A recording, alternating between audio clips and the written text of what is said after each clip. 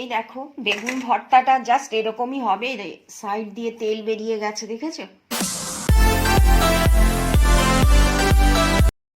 High বন্ধুরা, আমি বেগুন পোড়াচ্ছি, ভর্তা বানাবো, স্পেশাল বেগুন বেগুন ভর্তা। দেখো তোমরা, ভীষণ টেস্টি হয় আমি যেভাবে বানাই। তোমরা ওইভাবে যদি বানিয়ে থাকো তাহলে তুই জানবে, মানে দুর্দান্ত খেতে হয় রুটি পরোটার সাথে। টমেটোটা আমি এমনি পোড়াতে দিলাম, না পোড়ালেও চলতো, কারণ আমি তো পুরো কষাবো কড়াইতে। আর এদিকে দেখো অনেকটা পেঁয়াজ রসুন সব জলে ভিজিয়ে রাখলাম, ছাড়াতে সুবিধা হবে, কারণ কালকে সানডে, মাটন মাছ বেগুন পোড়াতে লাগবে পেঁয়াজ রসুন, তাই বেশি করে একবারে রেডি করে রাখলে আমার সকালে ঝটপট করে সব হয়ে যাবে। গ্রিন টি আমার রেডি হয়ে গেছে, ওইটা এখন হোক, অবশ্য শেয়ার করবো তোমাদের সাথে। এই যে ছাঁকনিটা দেখছো না, এটা আমি মিশো থেকে কিনেছিলাম, তোমরা দেখে থাকবে, সত্যি খুব ভালো এটা, এত কম দাম কিন্তু খুব ভালো কাজের। আমি মেনলি কিনেছিলাম টমেটো বেগুন এসব পোড়াবো, সেই জন্য। বেগুন ভর্তাটা বানাচ্ছি, বেশি করে সর্ষের তেলে রসুন আর পেঁয়াজ অনেকখানি দিয়েছি, আর কাঁচা লঙ্কা কুচিয়ে দিয়েছি। এবার বেগুন আর টমেটো যেটা পুড়িয়েছিলাম ওটা ভালো করে মেখে রেখেছি, এর মধ্যে দেব। তার আগে দেব দুটো ডিম। দেখো দুটো ডিম দিয়ে দিয়েছি, এর সাথে মিশিয়ে নিই। এরমভাবে কখনো করে খেয়ে দেখো, যদি না খেয়ে থাকো, বেগুন ভর্তা দুর্দান্ত খেতে লাগে, মানে একটা আলাদাই টেস্ট হয়, রুটি পরোটার সাথে খুব ভালো লাগে। সরষের তেল একটু বেশি দিতে হয়, আর রসুন পেঁয়াজটা একটু বেশি লাগে।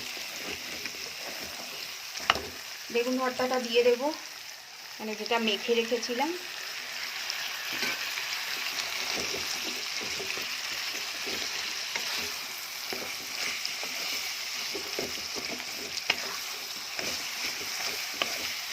লবণ দিয়েছি আগে, যদি লাগে তো আর একটু দেবো, আর খুব সামান্য একটু চিনি, টেস্টটা ব্যালেন্স হবে না না তো।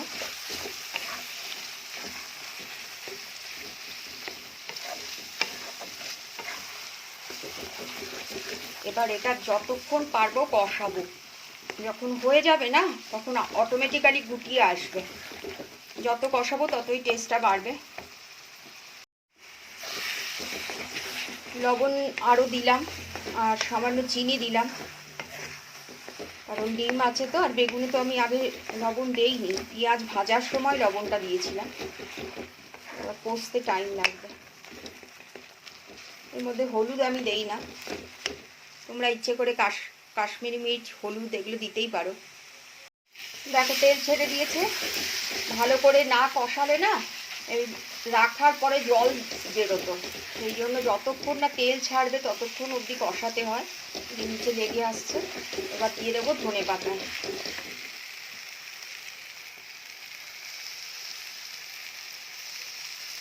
ব্যাস হয়ে গেল। এই দেখো বেগুন ভর্তাটা জাস্ট এরকমই হবে, সাইড দিয়ে তেল বেরিয়ে গেছে, দেখেছো? এই ভর্তাটাতে একটু তেল বেশি লাগে, আর এটা দুর্দান্ত একটা স্মেল বেরোচ্ছে, আর রুটি বা পরোটার সাথে তো মানে জাস্ট জমে যাবে। তোমরা করে দেখো এভাবে, খুব খুব ভালো লাগে খেতে। তবে নুন আর মিষ্টিটা একটু ঠিক মতো দিও, যাতে ব্যালেন্স হয়, তাহলে টেস্টটা এনহ্যান্স করবে।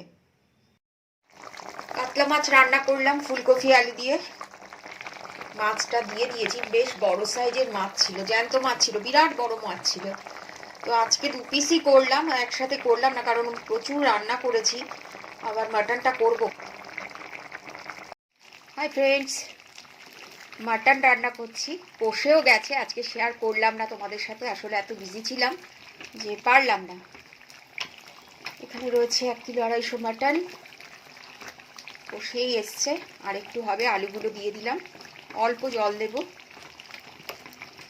এদিকে সরপুটি একটা ভাজছি, একটা খাবো, কালকে আবার আরেকটা খাবো। হয়ে গেছে, দেখো একদম তেল বেরিয়ে গেছে। রেওয়াজি খাসি ছিল, আমি রেওয়াজি ছাড়া আনি না, রেওয়াজি না পেলে আবার ভালো লাগে না।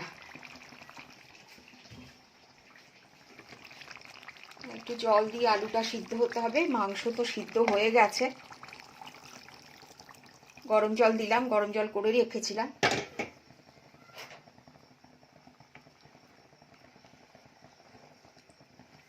আর 10 মিনিটে কমপ্লিট হয়ে যাবে।